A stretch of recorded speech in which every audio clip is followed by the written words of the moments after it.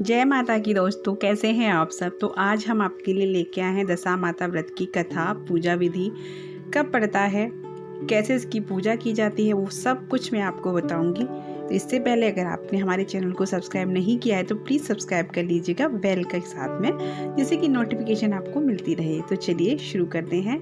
तो सबसे पहले कि ये व्रत जो है कब पड़ता है, तो मैं बता दूं, होली के अगले दिन से ही वैसे तो इसकी पूजा की जाती है। 9 दिन तक इसकी कथा सुनी जाती है और 10वें दिन इसका विधि विधान से पूजा व्रत किया जाता है, पारण किया जाता है, ये सब कुछ किया जाता है। तो जैसे पहले दिन, जैसे होली के अगले दिन अगर आप व्रत पूजा नहीं कर सकते हैं, जैसे भाई आपको टाइम नहीं है, तो होली के 10वें दिन यानी जब भी दसवीं पड़ती है तब आप पूजा व्रत जरूर करें।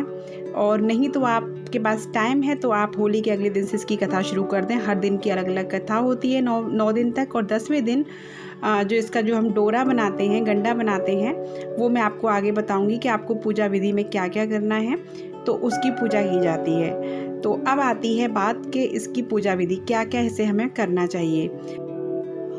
तो इसमें कच्चे सूत का 10 डोरे वाला गंडा बनाया जाता है, उसी की पूजा की जाती है, उस गंडे की।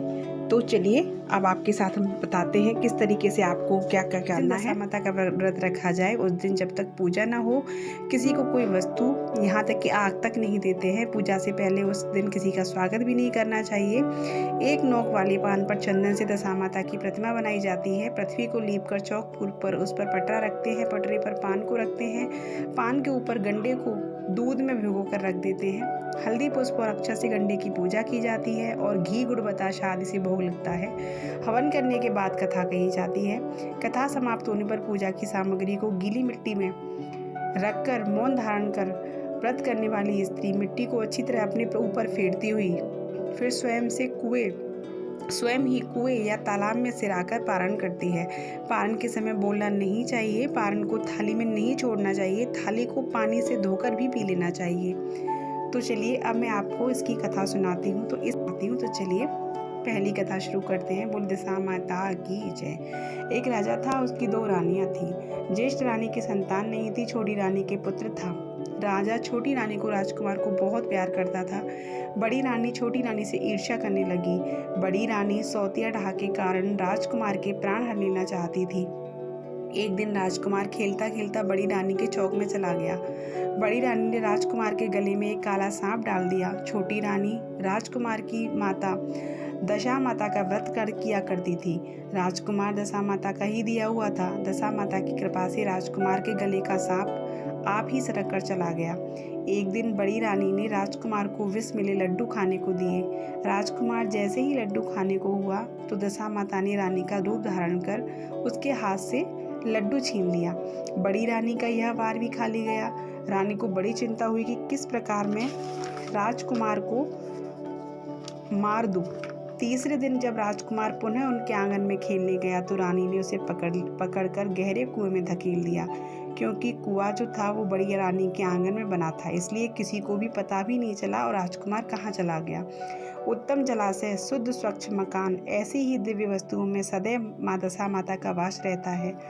जैसे ही बड़ी रानी ने राजकुमार को कुएं में धकेला तो दशा माता ने उसके बीच में ही रोक लिया।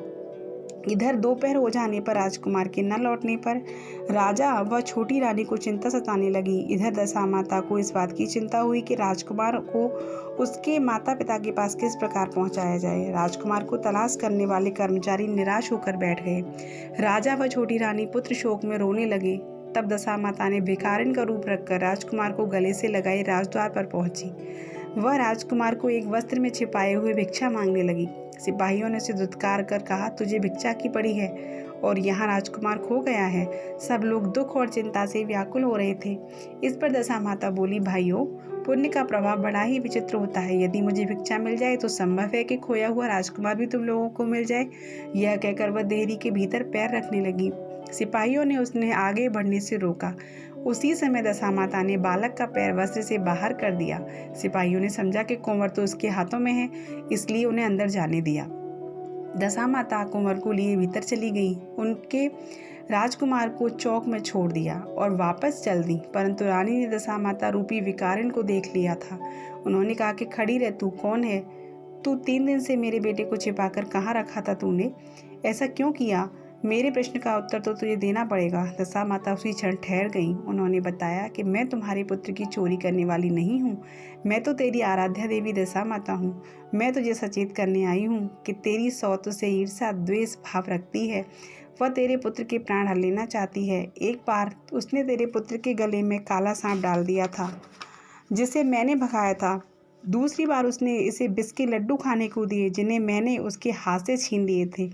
अब की बार उसने राजकुमार को अपने आंगन के कुएं में धकेल दिया था और मैंने इसके बीच में ही रोक लिया और उसकी रक्षा की। इस समय मैं बेकारिन के वेश में तुझे सचेत करने आई हूँ।